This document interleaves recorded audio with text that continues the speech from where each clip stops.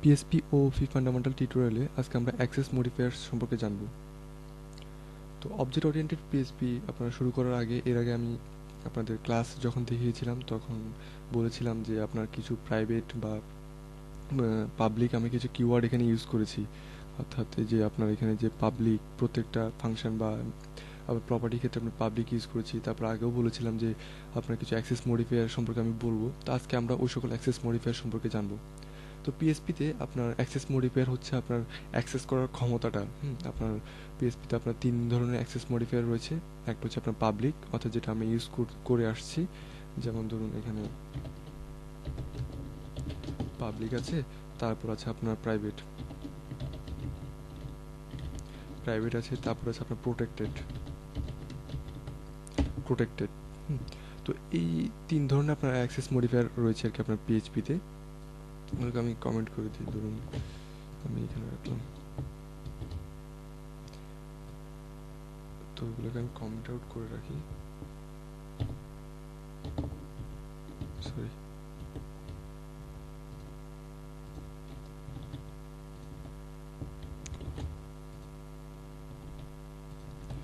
তো আসুন দেখি আমরা এই ধরনের অ্যাক্সেস মডিফায়ারগুলো ব্যবহার করার কারণ আমাদের কি মানে সুবিধা পাই বা কি আমরা কিভাবে আমরা এগুলো ইউজ করতে পারি। তো প্রথমেই আমি পাবলিক নিয়ে বলি। তো পাবলিকটা হচ্ছে আপনি যদি পাবলিক কিওয়ার্ডটা ইউজ করেন, অর্থাৎ অ্যাক্সেস মডিফায়ারটা ইউজ করেন আপনার ক্লাসের মধ্যে, আপনার প্রপার্টিতে বা আপনার ডাটা, অর্থাৎ আপনার যে ফাংশন বা মেথডগুলো রয়েছে মেথডের মধ্যে, তাহলে আপনি ওই মেথড এবং প্রপার্টিগুলো আপনি ক্লাসের মধ্য থেকে অথবা আপনার যে সাব ক্লাসটা রয়েছে তার মধ্যে থেকে অথবা ক্লাসের বাইরে থেকে আপনি অ্যাক্সেস করতে পারবেন। আমি আবার বলছি, আপনি যখন পাবলিক কিওয়ার্ডটা ইউজ করবেন, অর্থাৎ পাবলিক অ্যাক্সেস মডিফায়ারটা ইউজ করবেন, তখন আপনি ওই ক্লাসের মধ্যে বা আপনার কোনো সাব ক্লাসের মধ্যে বা ক্লাসের বাইরে যে কোনো জায়গা থেকে আপনি অ্যাক্সেস করতে পারবেন। কিন্তু আপনি যখন প্রোটেক্টেড ইউজ করবেন বা প্রাইভেট ইউজ করবেন, অর্থাৎ প্রাইভেটের ক্ষেত্রে যদি বলি আমি, তো প্রাইভেটের ক্ষেত্রে আপনি জাস্ট এই যে ক্লাসের মধ্যে আপনি প্রাইভেট কিওয়ার্ডটা ইউজ করবেন ওই ক্লাসের মধ্যে সীমাবদ্ধ থাকবে, এর বাইরে থেকে অর্থাৎ আপনার এই সাব ক্লাস থেকে বা ক্লাসের বাইরে থেকে আপনি অ্যাক্সেস করতে পারবেন না।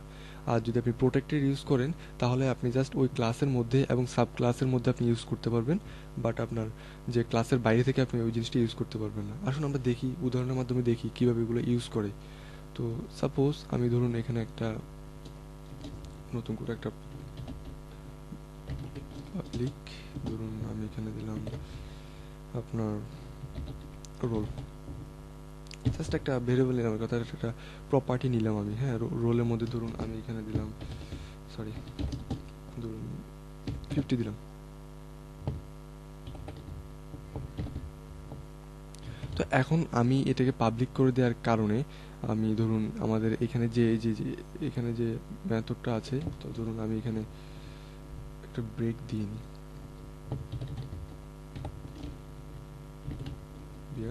তো ধরুন আমি এখানে ইকো করব। তো ইকো কীভাবে করব? ইকো করব আপনার যে দিস কিওয়ার্ড রয়েছে, দিস, ধরুন আমরা রোল দিলাম। তো ধরুন আমরা এখানে ডট দিয়ে ধরুন ইন ক্লাস,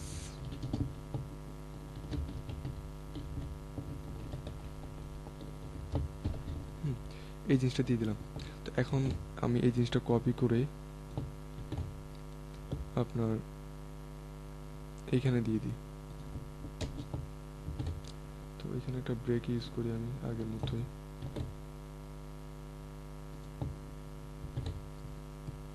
তারপর হচ্ছে আপনার এই জিনিসটা আমি ধরুন এখানে ইউজ করলাম, সবার লাস্টে করি, আমি সবার লাস্টে করলাম, ধরুন এখানে কিছু দিলাম না, আমি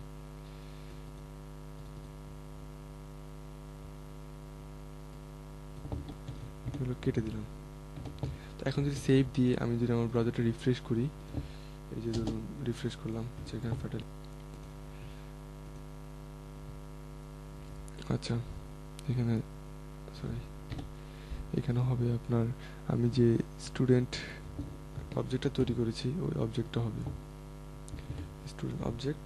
তারপর হচ্ছে এটা, ধরুন আমি এখানে অবজেক্টটা আছে, অবজেক্টটা দিয়ে আমি এখানে দিয়ে দিচ্ছি।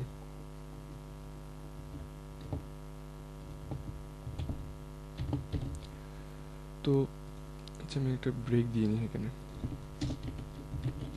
ইকো, আমরা ধরুন এখানে দিলাম বিয়ার, তারপর এখানে হচ্ছে আপনার সাব ক্লাস,